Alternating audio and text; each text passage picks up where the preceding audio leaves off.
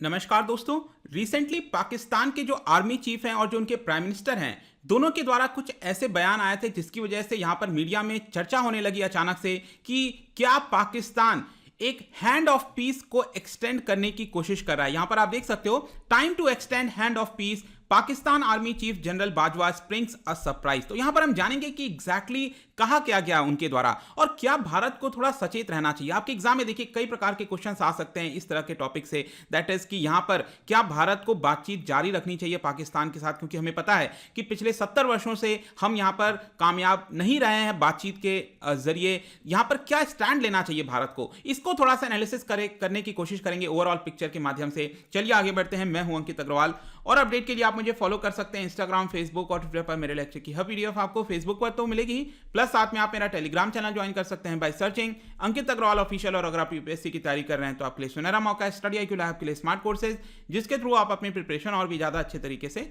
कर सकते हैं। तो यहां पर सबसे पहले हुआ क्या, अचानक से 2 फरवरी को जो पाकिस्तान के आर्मी चीफ हैं जनरल कमर बाजवा, वो क्या कर रहे थे, एड्रेस कर रहे थे आर्मी ग्रेजुएशन सेरेमनी को 2 फरवरी को। और उस समय यहां पर उन्होंने भारत को लेकर एक बयान दिया और यह कहा, it is time to extend hand of peace in all directions. तो यहां पर क्लियर तौर पर एक सॉफ्ट स्टैंड थोड़ा सा दिख रहा था कि वो यहां पर भारत के साथ बातचीत करने के लिए, हर एक चीज के लिए तैयार है, ऐसा उनका कहना था। लेकिन इसी के साथ साथ उन्होंने अपनी स्पीच में और क्या बोला, उसके ऊपर थोड़ा और ज्यादा हमें देखने की आवश्यकता है। उनका यह कहना था, Pakistan and India must also resolve the long standing issue of Jammu and Kashmir. ये तो हम सबको पता है कि बार बार यहां पर बोला जाता है पाकिस्तान के द्वारा, जम्मू कश्मीर का जो मामला है उसको यहां पर अच्छे से सुलझाने की कोशिश करनी चाहिए, पीसफुल मैनर में करनी चाहिए, तभी चीजें यहां पर आगे बढ़ पाएंगी। लेकिन इसके अलावा यहां पर अब आप देखिए, जो हमेशा से एक बयान हमेशा आ जाता था, बेसिकली क्या है कि जब भी यहां पर पाकिस्तान इस तरह की बातें करता है कि हम एक पीस को एक्सटेंड करने की कोशिश कर रहे हैं,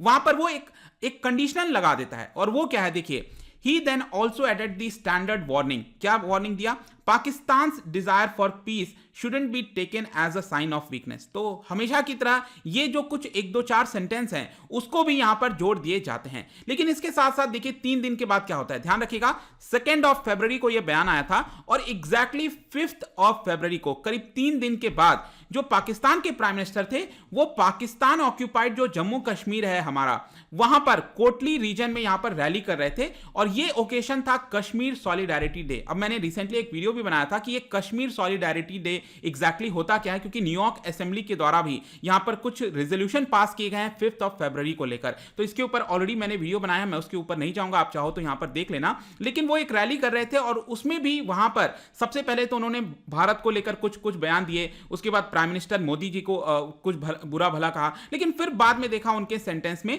कि यहां पर सॉफ्ट स्टैंड लेने की वो कोशिश कर रहे थे। और उन्होंने क्या कहा कि कश्मीर का जो मुद्दा है हमें उसको रिजॉल्व करने की आवश्यकता है और ये चीज सिर्फ और सिर्फ डायलॉग से हो सकती है, इसके अलावा और कोई रास्ता नहीं है।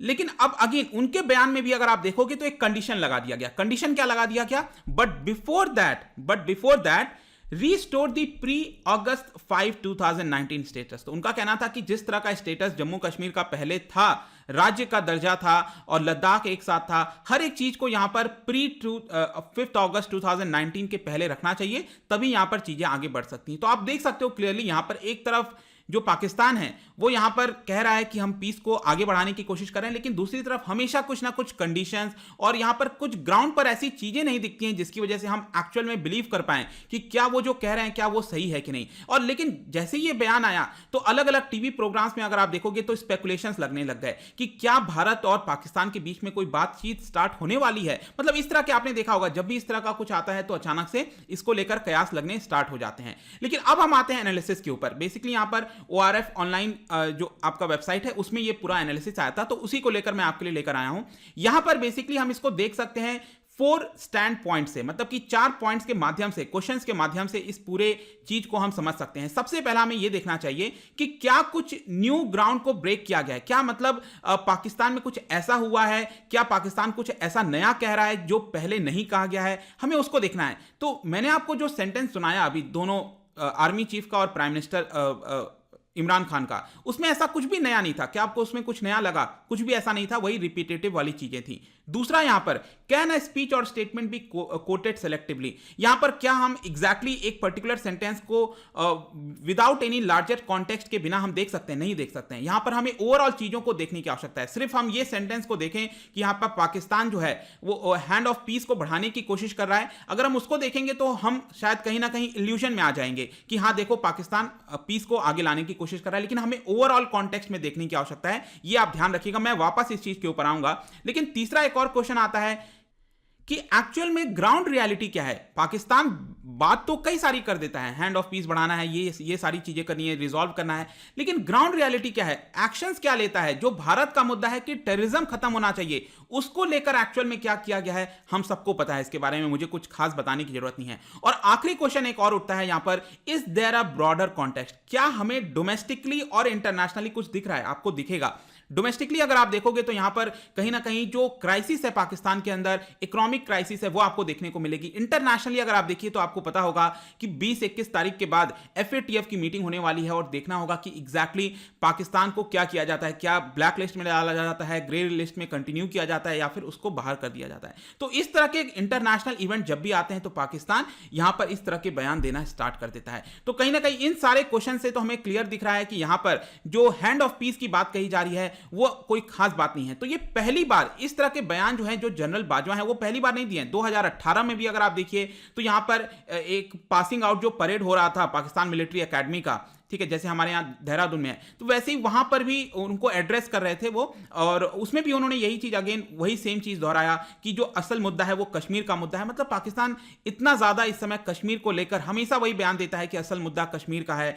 तो अगेन हम पीस के लिए आगे बढ़ाते हैं, लेकिन कश्मीर को रिजॉल्व करने की आवश्यकता है। इनफैक्ट 2018 में अगर आप देखोगे जनरल बाजवा का जो कमेंट था, उन्होंने तो इनफैक्ट यूएस को भी कुछ इंडिकेशन दिया, क्योंकि आपको पता होगा उस समय जो डोनाल्ड ट्रंप थे वो कोशिश कर रहे थे कि अफगानिस्तान से अपने ट्रूप्स को वहां से निकाला जाए, इसलिए उनको पाकिस्तान की मदद चाहिए थी। लेकिन अगर आप वो वाले सिनेरियो देखोगे तो यहां पर पाकिस्तान कह रहा था, कहीं ना कहीं यूएस को इंडिकेट कर रहा था कि अगर आप हमारे साथ देते हो कश्मीर मुद्दे को सुलझाने के लिए तो हम आपका साथ कहीं ना कहीं अफगानिस्तान के अंदर दे सकते हैं। तो ये इंडिकेशन आ रहा था। इसके साथ साथ पाकिस्तान ने रशिया को भी कुछ सिग्नल दिया, और वो क्या सिग्नल था कि हम भारत के साथ रिश्तों को सुधार लेंगे, टेररिज्म खत्म करेंगे, लेकिन आपको क्या करना होगा कि जो वेपन सिस्टम का जो सप्लाई है वो जारी रखना होगा पाकिस्तान के साथ। उसको आप पाकिस्तान, जो रशिया हेजिटेट करता है अभी तक, वो वाले जो वेपन सिस्टम है वो रशिया को प्रोवाइड करने होंगे पाकिस्तान को। तो ये वाला भी सिग्नल आपको देखने को मिलेगा। तो बेसिकली आपको ये देखने को मिल रहा है हर जगह कि पाकिस्तान चीजें कहता है, लेकिन उसका कुछ मोटिव जो है वो अलग आपको हमेशा देखने को मिलेगा।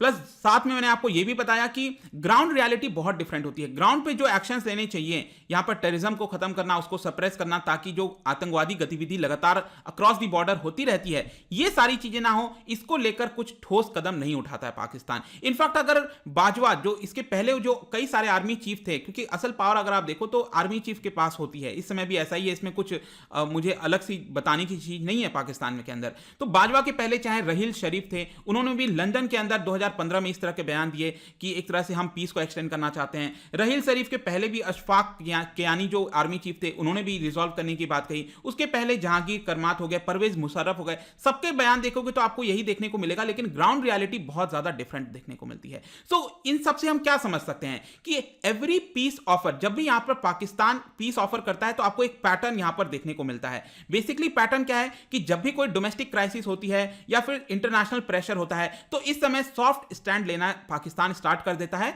और यहां पर भारत भी हमेशा क्या हुआ है कि उस चक्कर में आ गया है, जिसकी वजह से हमें भी ऐसा लगता है कि चलो ठीक है इस बार शायद पाकिस्तान मान जाए, लेकिन हमें अभी तक यहां पर कुछ भी ऐसा देखने को नहीं मिला है। पाकिस्तान जब भी इस तरह की बातें करता है तो उसमें कुछ ना कुछ कंडीशंस डाल देता है और मैक्सिमलिस्ट कंडीशन रखता है। मैक्सिमलिस्ट का मतलब है कि हमेशा वो कहता है कि नहीं, पहले आपको कश्मीर में ऐसा करना होगा, वैसा करना होगा, तब हम आपके ऊपर बात करेंगे, आपके साथ बात करेंगे, पीस को लेकर जो हम आगे बढ़ना चाहते हैं, लेकिन ऐसा करना होगा।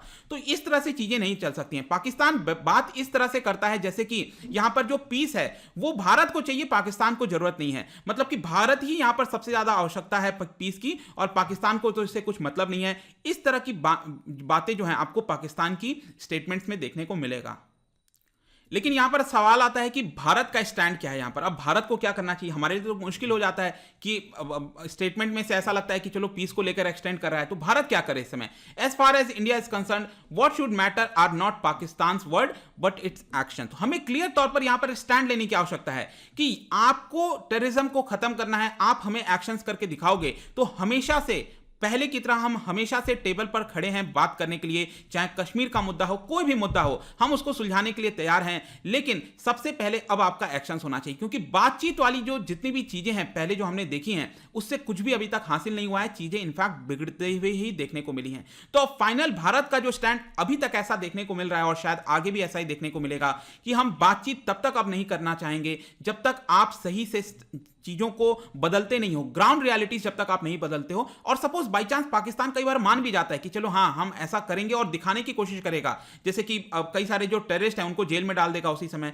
लेकिन भारत को उसके ऊपर नजर रखने की जरूरत है कि यहां पर ऊपरी तौर पर देखने के बजाय हमें एक्चुअल में देखना होगा कि क्या वो ग्राउंड रियलिटीज चेंज हो रही हैं कि नहीं। तो ये भारत का स्टैंड होगा। और जब भी आपके एग्जाम में या इंटरव्यूज में कभी भी इस तरह के क्वेश्चंस आए तो आप ये अल्टीमेटली कंक्लूजन दे सकते हैं कि यहां पर हमें ग्राउंड रियलिटीज और ग्राउंड पर क्या वर्क हो रहा है कि नहीं उसको देखते हुए भारत को आगे बातचीत करनी चाहिए। अदरवाइज बातचीत का अभी तक ऐसा कुछ भी हमें सोल्यूशन देखने को तो नहीं मिला है। तो जाने से पहले दोस्तों यहां पर मैं आपके लिए क्वेश्चन लेकर आया हूं। पाकिस्तान हो भारत हो, दोनों का शेयर्ड हिस्ट्री रहा है, तो इससे रिलेटेड यहां पर ब्रिटिश का शासन रहता था, उसी से रिलेटेड यहां पर क्वेश्चन है कि अल्टीमेटली जो सुप्रीमेसी है ब्रिटिश का फ्रेंच के ऊपर, वो कौन से वॉर में आपको देखने को मिलती है? इसका जो राइट आंसर है यहां पर हमेशा की तरह मैं अपने इंस्टाग्राम पर तो डालूंगा ही, अगर आप इंस्टा पे नहीं हो कोई बात नहीं, टेलीग्राम से आप ले सकते हैं। मैं कई सारे एमसीक्यूज यहां पर डालते रहता हूं, आप स्टोरीज में जाकर प्ले कर सकते हो। अगर आप मुझसे इकोनॉमी पढ़ना चाहते हैं, कोई भी कोर्स परचेज करना चाहते हैं, स्टडी IQ ऐप पर जा सकते हैं। आई होप कि वीडियो आपको पसंद आया होगा। मिलता हूं आपसे next time. Till then thank you very much, see you soon.